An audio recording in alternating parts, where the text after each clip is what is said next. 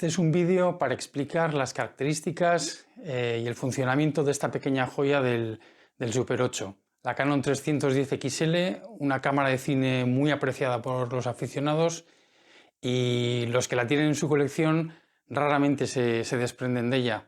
Este modelo 310 apareció en el mercado en agosto de 1975 en Japón al precio de 44.500 yenes de la época, siendo en su momento la cámara de Super 8 más baja de toda la gama de Canon. La más barata, la que menos prestaciones tenía y casi 100% fabricada en plástico. ¿Y cómo es posible entonces que un modelo tan básico sea tan reconocido hoy? Pues lo voy a explicar ahora. Es una cámara pequeña, muy ligera, muy cómoda de llevar hasta en un bolso y extremadamente simple, sin complicaciones.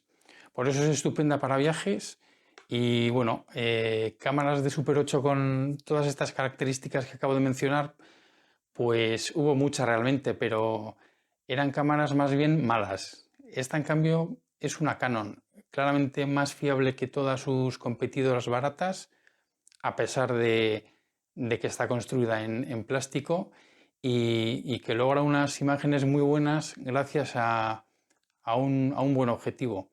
Es un objetivo Canon, pequeño en comparación con los de sus hermanas mayores, como esta 1014.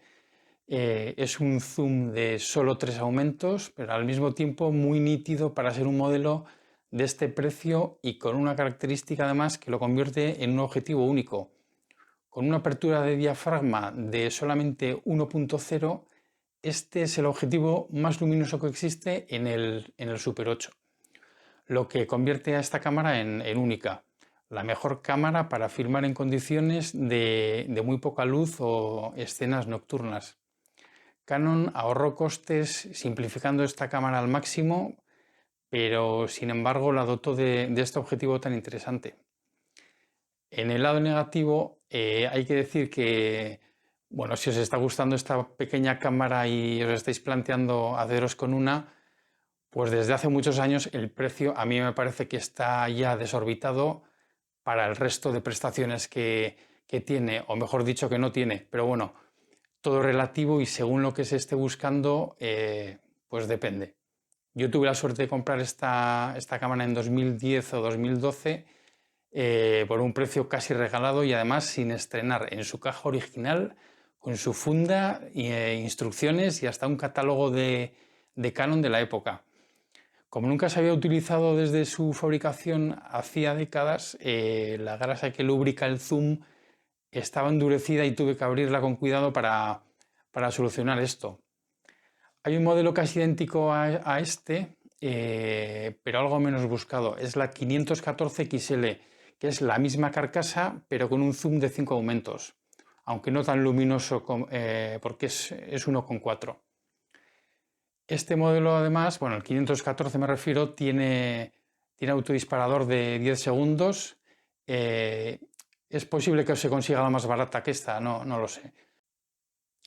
Ojo, porque no hay que confundir estas Canon 310 XL y 514 XL de las que estoy hablando con unas Canon AF310 y AF514 con autofocus que se lanzaron en los años 80 y que son cámaras muy distintas a estas y poco interesantes.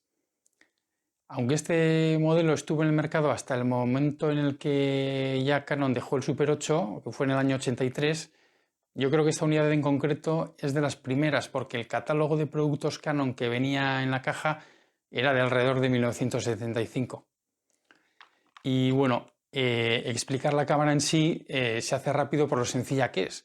Solamente tiene un mando con off para apagarla, on para filmar a la única velocidad que tiene, que obviamente es el estándar de 18 fotogramas por segundo del Super 8, y 1 para filmar fotograma a fotograma.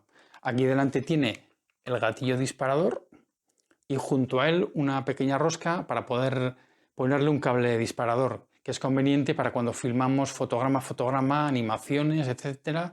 y no queremos mover la cámara.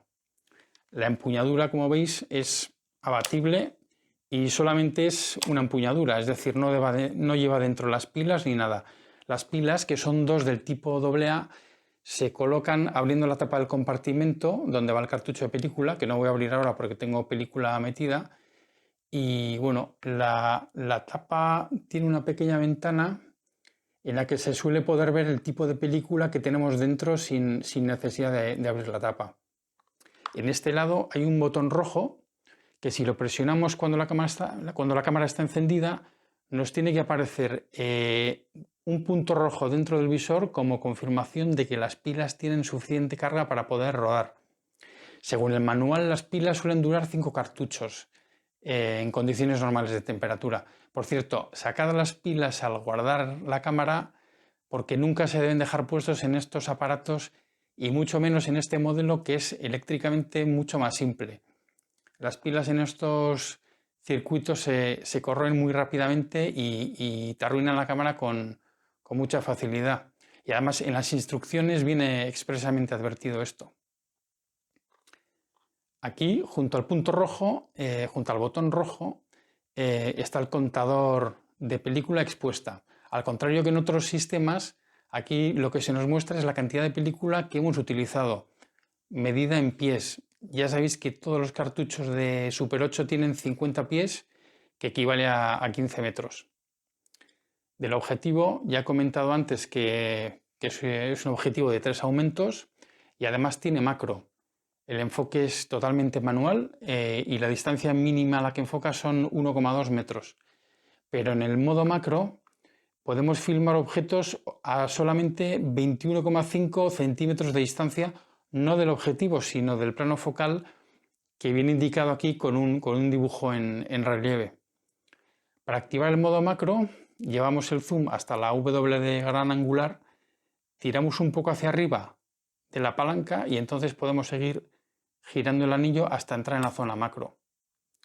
Un truco muy bueno, muy sencillo que tiene esta cámara y que está muy bien pensado para cuando estamos en el modo macro y queremos calcular los 21,5 centímetros de distancia del enfoque mínimo es utilizar la correa que tiene, porque si las tiramos hacia adelante, justo esta medida nos da los 21,5 centímetros.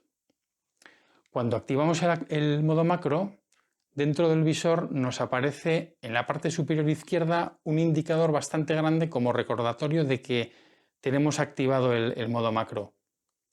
Todos los indicadores que hay en el visor, dentro del visor en la cámara, son bastante rudimentarios en esta cámara, porque es una cámara muy simple.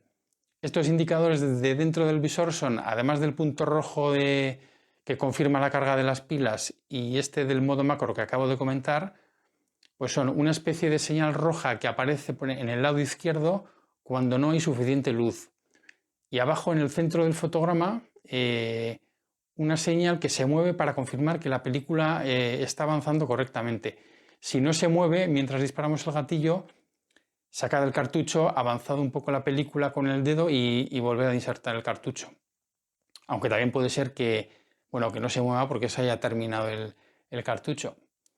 Por cierto, este visor sí que tiene ajuste de dioptrías, que es fundamental ajustarlo para poder enfocar bien. Aquí arriba tiene los botones del zoom motorizado, que no es que vaya muy fino y la verdad es que a mí me da la sensación de que consume mucha pila cuando lo uso. Por eso casi evito utilizarlo casi siempre. En cuanto al fotómetro y la exposición en esta cámara, pues es completamente automática y no se puede utilizar en modo manual. Y aunque en teoría la cámara expone correctamente cartuchos de película de entre 40 a 160 ASA y no más, en la práctica esta cámara expone correctamente cualquier sensibilidad, también las más altas.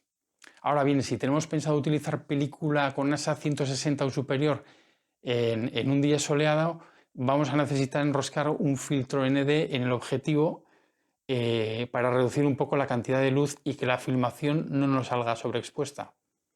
Para abaratar costes, el fotómetro en esta cámara no mide a través del objetivo, sino que tiene su propio visor separado, que es este de aquí arriba. Esta pestaña roja, cuando la levantamos hacia arriba, lo que hace es reducir 2 stops la cantidad de luz que recibe el fotómetro. Y de esta manera le engaña a la cámara haciendo creer que hay menos luz de la que realmente hay, obligándole a abrir el diafragma del objetivo 2 stops más para compensar. Esto es lo que se usa normalmente para poder filmar a contraluz, pero bueno, también puede ser útil en cualquier otra situación en la que pudiésemos desear filmar con un diafragma más abierto. Como veis, aunque la cámara sea completamente automática, sí que permite modificar un poco la exposición con pequeños trucos. Aquí en el lado derecho tenemos el selector del tipo de luz. Esto lo único que hace es colocar o cancelar el filtro amarillo interno de la cámara, que como sabéis es propio del sistema Super 8 y que utiliza el sistema para ajustar la temperatura de color de la filmación sin necesidad de usar filtros correctores enroscados en la lente. Por simplificaros este asunto, lo práctico con el tipo de películas que tenemos hoy día es que os olvidéis de esto en esta cámara y lo mantengáis siempre con el filtro cancelado. Esto es, y aunque parezca un contrasentido, mostrando el icono de la bombilla, porque es en esta posición en la que el filtro se queda cancelado. Y básicamente eso es todo sobre la Canon 310 XL.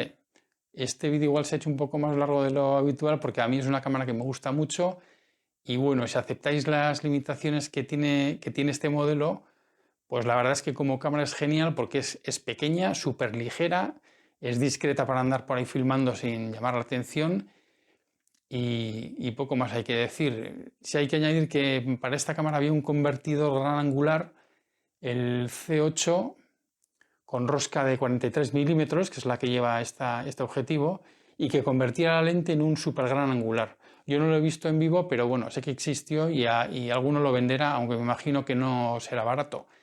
Dejaré algunos enlaces que encuentre interesantes abajo en la descripción del vídeo. Y como siempre digo, si tenéis dudas, planteadlas en los comentarios para que las veamos todos. Hasta la próxima.